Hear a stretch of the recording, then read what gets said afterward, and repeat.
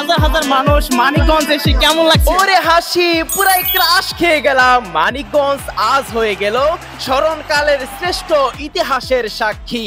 Social মিডিয়ায় জনপ্রিয় মুখ নারী ফুটবলার স্বপ্না ঈশিতা আপুদের এক ঝলক দেখতেই ছুটে এলেন হাজারো মানুষ। নারী পুরুষ ছোট বড় সব শ্রেণী পেশার দর্শকদের উন্মাদনায় কেঁপে উঠলো বারাহি প্রগতি সংঘের মাঠ। উদ্দেশ্য একটাই, বাস্তবে নারী ফুটবলারদের খেলা দেখা। কেউ দাঁড়ালো ছাদে, কেউ উঠলো গাছের ডালে, আবার কেউ জায়গা না পেয়ে ফিরলো বাসার দিকে। রাজনৈতিক ব্যক্তিরাও ছিলেন হাসি মাখা মুখে, আর চারদিকে শুধু উল্লাসের ঝড়। আজকের এই দিন মানিকগঞ্জের ক্রীড়া ইতিহাসে সোনালী অক্ষরে লেখা থাকবে।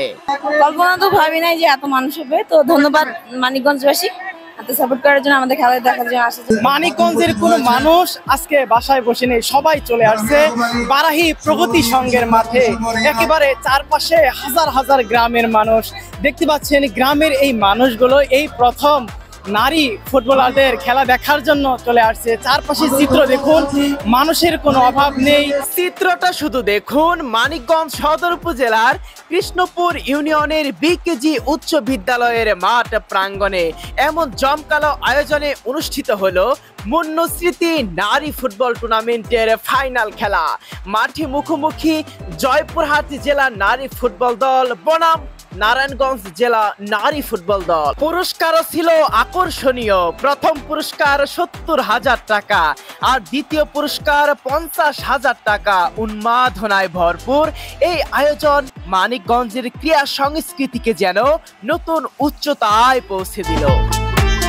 গ্রামের সাধারণ মানুষ, তাদের দিলে একটাই, যে জীবনে প্রথম তারা নারী ফুটবলারদের খেলা দেখবে। চারপাশের চিত্রটাই যেন এক অনন্য।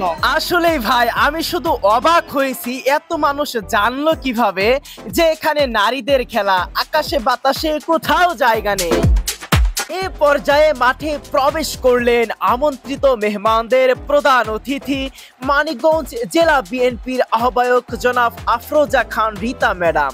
যে বিষয়টি গ্রামের সাধারণ মানুষের সবচেয়ে বেশি মুগ্ধ করেছে, তিনি সরাসরি স্টেজে না উঠে মাঠের এক প্রান্ত থেকে শুরু করে চারপাশ ঘুরে ঘুরে সবার সঙ্গে করলেন সালাম আর কুশল বিনিময়।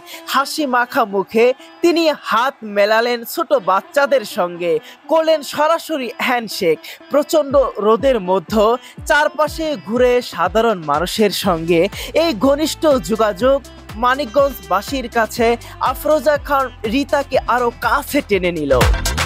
এরপর শুরু হলো মূল লড়াই। দীর্ঘ ৯০ মিনিট টানা যুদ্ধের পর অবশেষে জয় ছিনিয়ে নেয় জয়পুরহাট নারী ফুটবল দল। ২ গোলে জয় নিশ্চিত করে। নারীদের এই খেলা ছিল সত্যি প্রাণবন্ত, চোখ ধাঁধানো।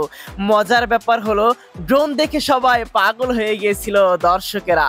খেলাটা ছিল একেবারে অন্যরকম, জোয়ারের মতো উত্তেজনা ছড়িয়ে পড়েছিল চারদিকে। আমন্ত্রিত অতিথি এবং যারা অক্লান্ত পরিশ্রম করে এই আয়োজনকে সফল করেছেন, তাদের প্রতি রইল অসংখ্য চিরকৃতজ্ঞ। সারা বাংলার সুনামধন্য তারকারা আপনারাও যারা মানিকগঞ্জে এসে সম্মান দিয়েছেন, সেটাও আমাদের গর্বের। অবশেষে পুরস্কার বিতরণের মাধ্যমে শেষ হলো এই জমকালো আয়োজন। আজকের মতো বিদায় নিচ্ছি। কেমন লাগলো বন্ধুরা ভিডিওটি? দেখা হবে নতুন কোনো গল্প নিয়ে, নতুন কোনো মুহূর্তে। আল্লাহ হাফেজ।